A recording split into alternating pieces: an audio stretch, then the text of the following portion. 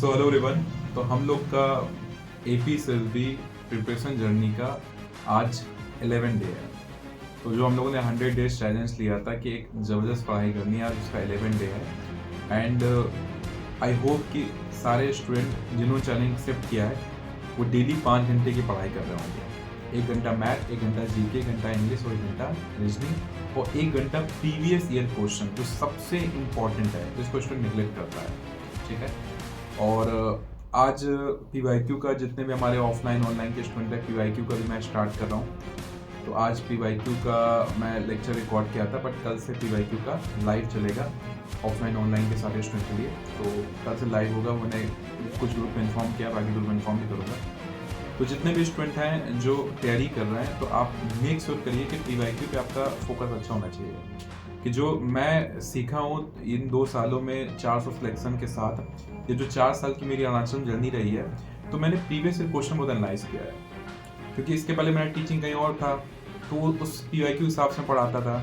अभी जो इतने कम टाइम पे मेरा सिलेक्शन देने का सबसे बड़ा रीज़न ये कि पीवाईक्यू को बहुत अच्छे से मैंने उस पर नॉलेज खुद का गेन किया और इसी हिसाब से मैंने टीचिंग किया है। और जितने भी हमारी फैकल्टी है उसी हिसाब से पढ़ाते हैं।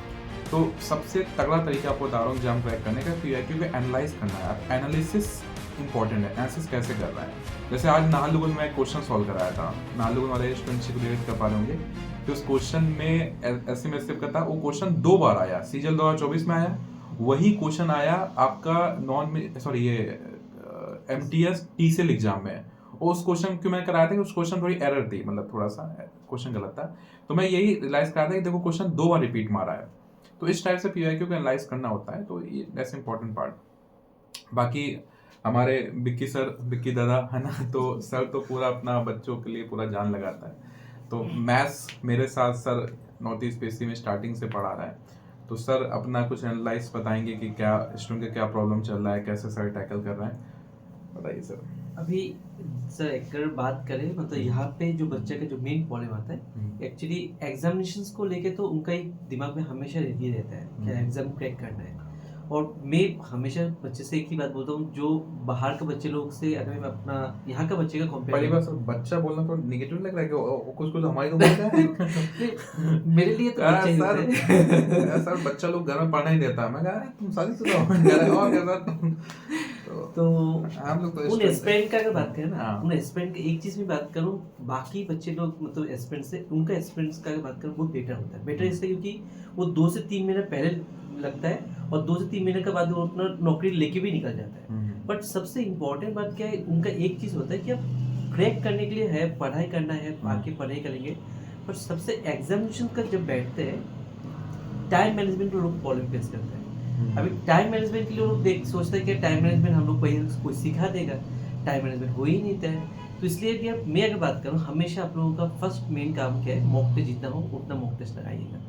पीवाईक्यू इसका तो एनालाइज करता है और साथ में क्या है मॉक टेस्ट लगाइएगा बिफोर टेस्ट। जितना भी क्लास आपका एग्जामिनेशन से पहले कम से कम 5 to 10 मॉक टेस्ट हम लोग हमेशा प्रोवाइड करते हैं। जितना हो सके मॉक टेस्ट लगाइएगा। आपका ये जो दिमाग है इसको मतलब बिठाइएगा कि हमें एटलीस्ट 2 घंटा एग्जाम में बैठना है और 2 घंटे में कितना पेपर्स को कैसे क्वेश्चंस को एनालाइज कर मतलब टाइम सबमिट करना वो करना है। आप लोग क्या करते हो मैक्सिमम, जो मैं आज क्लास में बोल भी रहा था, क्या होता है जैसे पेपर आया, पेपर लेके बैठा, थोड़ा 2 क्वेश्चन करना, उसके बाद आता है दिमाग में आता है थोड़ा चाय पी लेता हूँ, नींद आ रहा है बढ़िया से, थोड़ा चाय पी लेता हूँ। चाय पीने गया, चाय पीने के बाद थोड़ा म्यूजिक गाना अगर हो जाए इसके साथ मजा आ जाएगा। गाना गाने का साथ क्वेश्चंस बढ़िया आ जाएगा। तो क्वेश्चंस करने के टाइम गाना, उसके बाद थोड़ा टाइम होता है थोड़ा सो लेता हूँ। तो कहाँ आपका पेपर लगा, कहाँ आपका सो गए, क्या हो गया पता ही नहीं चला। और इसके दिमाग क्या होता है, मुझे 24 घंटे में पेपर बनाना है और इसी वजह से प्रॉब्लम हो जाता है। तो ट्राई करिएगा मॉक टेस्ट जितना हो सके आप लोग दीजिएगा। जितना मॉक टेस्ट देंगे उतना आपको टाइम मैनेजमेंट दिमाग में बैठ जाएगा, मुझे 2 घंटे में पेपर सबमिट करना है और 2 घंटे का से ज़्यादा मुझे मिलेगा नहीं। तो ये अगर सेट हो जाएगा तो कहीं ना कहीं पे आप लोग का टाइम मैनेजमेंट हो जाएगा। दूसरा चीज़ कहीं ना कहीं पे हम लोग जो एनालाइज करके देते ही आप लोग को तो कितना पढ़ना है क्या नहीं पढ़ना है, नाप तोल के करके देता है। ऐसे तो नहीं सब कुछ मिल गया सब डाल देते हैं, ऐसे नहीं, नाप तोल करके हम लोग देते हैं। तो उतना तो है। और गुरुजी जब होता है तो अरे कैसी बात है। तो कहने का मतलब है, देखिए as a team, as a faculty, हम लोग का सबका कंसर्न एक ही है, टाइम मैनेजमेंट। क्योंकि पैटर्न को समझना होता है। आज मैं जैसे क्लास में चीज एम्फसाइज कर रहा था कि जैसे जैसे क्वेश्चन कम हुए उससे क्या फ़र्क पड़ा है उस चीज़ से, तो वो स्टूडेंट के दिमाग में डालना, क्योंकि पैटर्न स्टूडेंट छोड़ी टीचर को पता नहीं होता है पैटर्न चेंज मतलब क्या है, पैटर्न चेंज क्या हुआ है। टीचर आके अपना पढ़ाया जा रहा है, वो जो 4 साल पहले पढ़ा रहा था वही आज पढ़ा रहा है। या मान लीजिए कोई टीचर है, सपोज करो हम भी बाहर का टीचर है, लेकिन जो बाहर पढ़ा रहा है वही यहाँ पढ़ा रहा है, तो उससे एग्जाम नहीं क्रैक होता है। एग्जाम क्रैक होता है कि जो एग्जाम का बोर्ड है उसका क्या पैटर्न है। तो न्यू पैटर्न के अकॉर्डिंग टाइम मैनेजमेंट बहुत बड़ा कंसर्न है, जिसमें मैं एक बार कभी डिटेल में वीडियो बनाऊंगा पूरी उसकी एनालिसिस समझाते हुए कि क्या पैटर्न में चेंजेस क्या आए हैं। तो टाइम निकाल के मैं अलग वीडियो बनाऊंगा जिसको मैं क्लास में हाईलाइट करते रहता हूँ। इसी वजह से इस साल हमने अपने कोर्सेज में काफ़ी चेंजेस किए हैं। इस कोर्सेज में इस बार हमने टेस्ट सीरीज, जैसे सर ने एम्फसाइज किया टेस्ट सीरीज, पहली बार देखिए मैं इसके लिए आपको क्लियर करता हूँ कि टेस्ट सीरीज जैसे, क्योंकि ये जो चैलेंज जो ग्रुप है इसको मैंने जनरल रखा है, बट जैसे हमारा टेस्ट सीरीज है हमारा केवल पेड स्टूडेंट के लिए होता है, वो बाहर वाले स्टूडेंट को हम लोग अलाउ नहीं करते हैं। उसके अपने कुछ रीजन है, क्योंकि टेस्ट सीरीज में एक तो हम लोग बहुत जान फूंकते हैं। टेस्ट सीरीज मतलब हमारा ऐसा नहीं होता है कि गूगल से कुछ क्वेश्चन निकाले बैंक के एसएससी के वो चाप दिए, ऐसा नहीं कि उसमें पूरी जान फूंकते हैं। तो वो जो स्टूडेंट जिसने कोर्स कंप्लीट किया उसको बेनिफिट हो फर्स्ट ऑफ ऑल। फिर हमारा जो क्वेश्चन फ्रेमिंग होता है उस हिसाब से होता है, स्टेजेस हैं। जैसे स्टूडेंट मैंने क्लास में बताया था स्टेजेस क्या है कि सबसे पहले जो कॉपी है उसमें 80% मैथ का उसी कॉपी से आने वाला है, क्योंकि मेरी 4 साल की मेहनत है। 4 साल में 50 बैच मैंने इंटरनेशनल कंप्लीट किए हैं, 51 स्टार्ट हो रहा है, 52 स्टार्ट हो रहा है। नाहरलगुन में 37 बैच चल रहा है, 38 स्टार्ट होने वाला है। ऑनलाइन में बैच नंबर 22 और में 38 तक का चल रहा है। 30 चल रहा है, 39 स्टार्ट होने वाला है। ऑनलाइन में 22 स्टार्ट होने वाला है। ऑनलाइन में एक एक बैच में 200 स्टूडेंट है।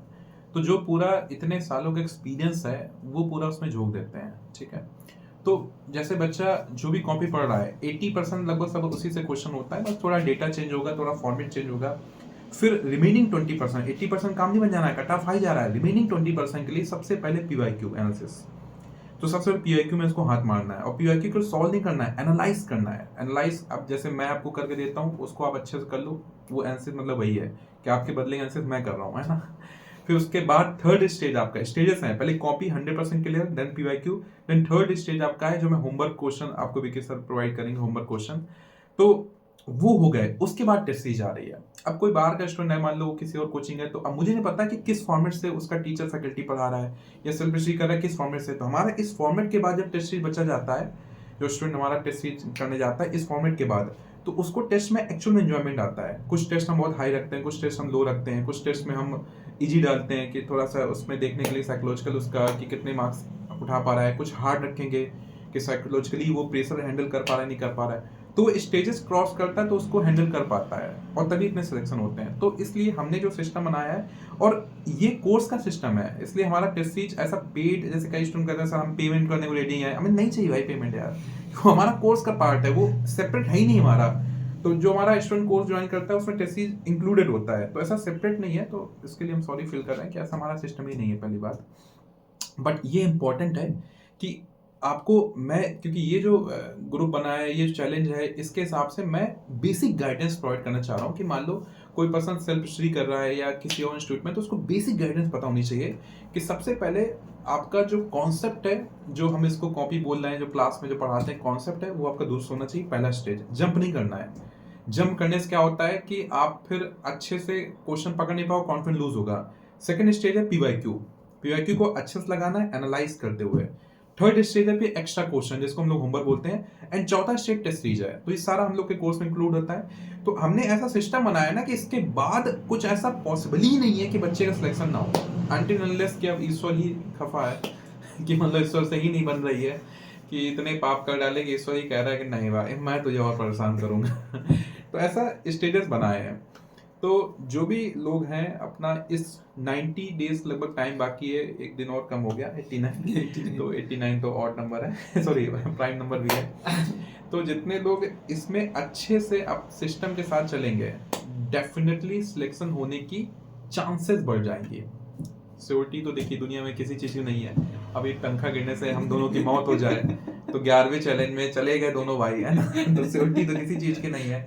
लेकिन हम जो भी मेहनत करते हैं एज ए मेंटर, आप लोग जो कोचिंग इंस्टीट्यूट ज्वाइन करते हैं या आप लोग जो दबा के मेहनत कर रहे हैं, इससे हमारे सिलेक्शन की पॉसिबिलिटी बढ़ती जाती है। तो एक पूरा एक रोड मैप है। तो इसी तरीके से तैयारी करते रहिए। और आपकी जो भी प्रॉब्लम्स हैं कि आप क्या प्रॉब्लम फेस कर रहे हैं, जैसे और जो प्रॉब्लम जिसमें आप चाह रहे हो कि डिटेल वीडियो बनाए हम लोग गाइडेंस रिगार्डिंग, तो आप उसको बता दिएगा, तो हम दोनों भाई मिलके आपकी इस प्रॉब्लम को रिजॉल्व करने का ट्राई करेंगे। ठीक है, तो जब तक हम दोनों भाई हैं तो आप लोग को मैथ के रिगार्डिंग टेंशन नहीं लेना है, सब चीज़ें रिजॉल्व कराएंगे।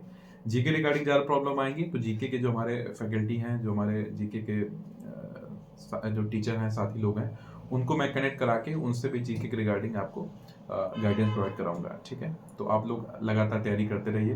बस हमारा यही कोशिश है कि इस साल ये जो बेरोजगारी की जंजीरें हैं इनको तोड़ना है और नौकरी लेना है, और 1 महीने की सैलरी हम दोनों भाइयों की आधी आधी है ना, तो हम लोग जीरो जानेंगे ना, तो इस बार थोड़ा आगे निकल जाएंगे ना, तमांग तक निकल जाएंगे, तो दे दीजिएगा है ना प्लीज, तो तवांग तक तभी जा पाएंगे, नहीं तो फिर पैसे खर्च हो जाते हैं तो जीरो तक नहीं रुक जाते हैं, जीरो 5 बार हुआ है ना, क्योंकि फिर उतना ही बजट खत्म हो जाता है ना।